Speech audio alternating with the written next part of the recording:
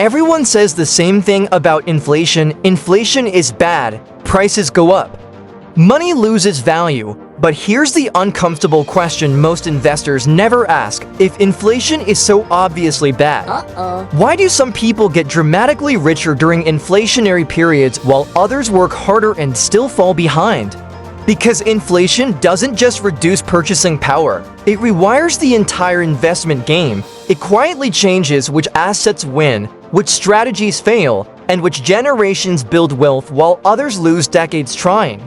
And here's the mystery we're going to unravel today. Why do smart, disciplined investors still get crushed by inflation even when they think they're prepared? To answer that, we need to rewind the clock, not to one moment, but to a repeating pattern that shows up again and again in history.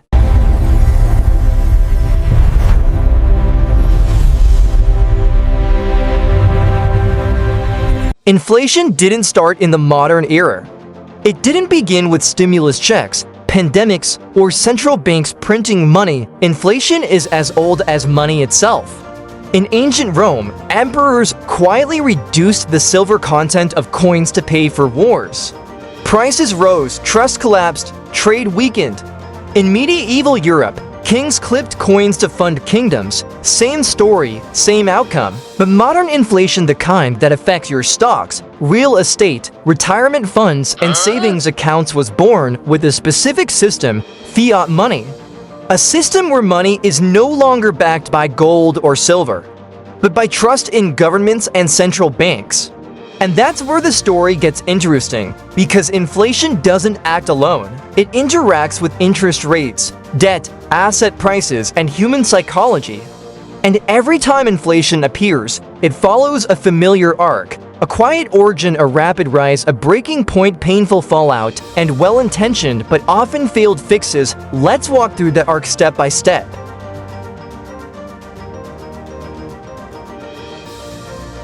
Inflation rarely starts with chaos. It usually starts with good intentions. A recession hits, unemployment rises. Businesses struggle, governments respond by spending. Central banks lower interest rates to stimulate borrowing.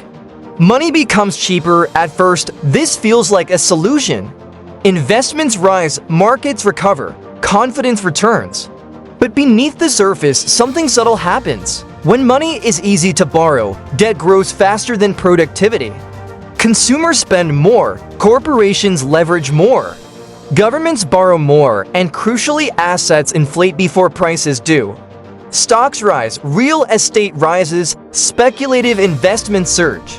This is the first hidden effect of inflation on investment. Early inflation rewards asset owners long before it hurts consumers. Those who already own assets see paper wealth grow. Those who rely on wages don't, yet. And this delay is what makes inflation so dangerous.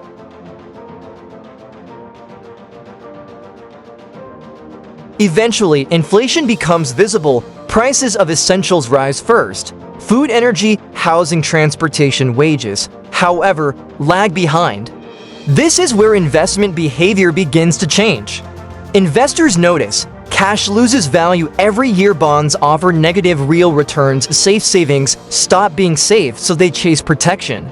Money floods into stocks, real estate, commodities, gold, high-risk assets. This demand pushes prices even higher, and now inflation feeds on itself.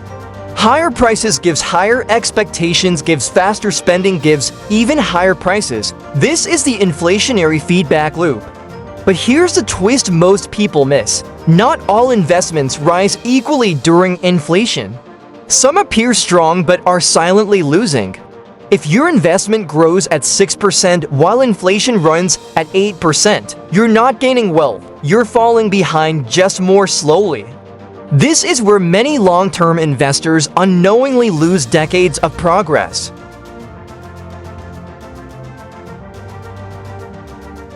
Every inflationary cycle eventually hits a breaking point. For some countries, it's mild. For others, it's devastating. The breaking point happens when inflation expectations become unanchored. People lose confidence in the currency. Central banks are forced to choose between pain now or disaster later. Interest rates rise. And this is where investment realities flip overnight. Assets that benefited from easy money suddenly struggle. Growth stocks crash over leveraged, real estate collapses, speculative bubbles burst, borrowing becomes expensive. Debt becomes dangerous. What once looked like smart investing reveals itself as fragile. This happened in the 1970s inflation crisis, the dot-com aftermath, the 2008 financial collapse, and more recently, the post-pandemic inflation surge. Each time, the pattern repeats.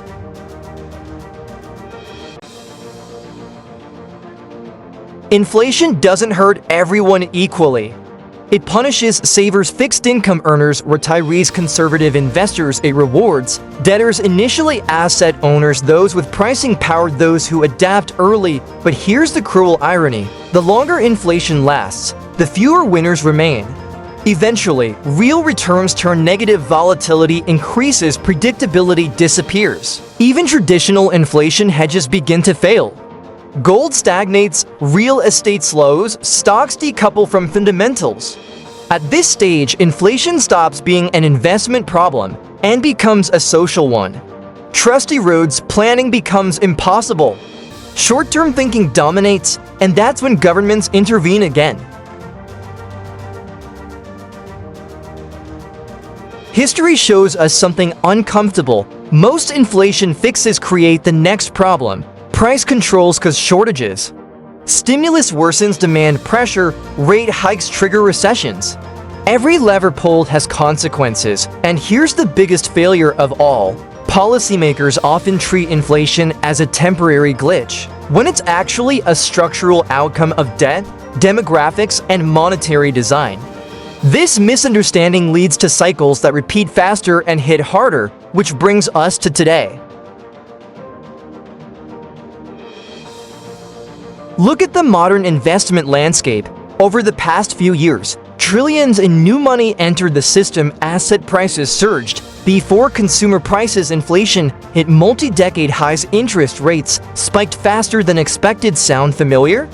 But here's the shocking part. Despite higher inflation, many investors are still positioned as if inflation is gone. Long-duration assets, high leverage, assumptions of low rates forever. History warns us what happens next. When inflation becomes unpredictable, the cost of being wrong explodes. And the longer investors ignore that, the more painful the adjustment becomes. Here is few takeaways to understand the inflation. Takeaway number 1, inflation is a transfer of wealth. Inflation doesn't destroy wealth evenly. It moves it from savers to asset holders, from late movers to early adopters. Understanding where you stand matters more than guessing inflation numbers.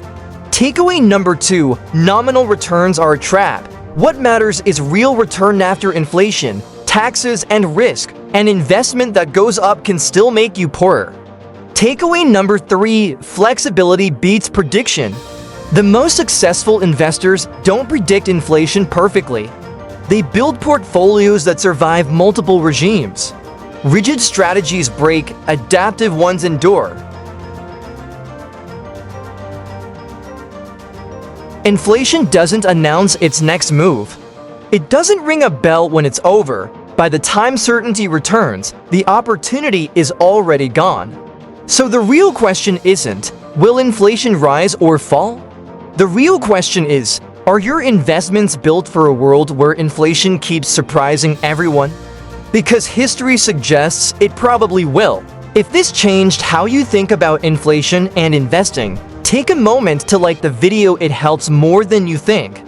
Subscribe if you want deep, story-driven breakdowns of money, markets, and power without the hype. And comment below, do you think inflation is finished or just getting started? Because the next chapter of this story is already being written.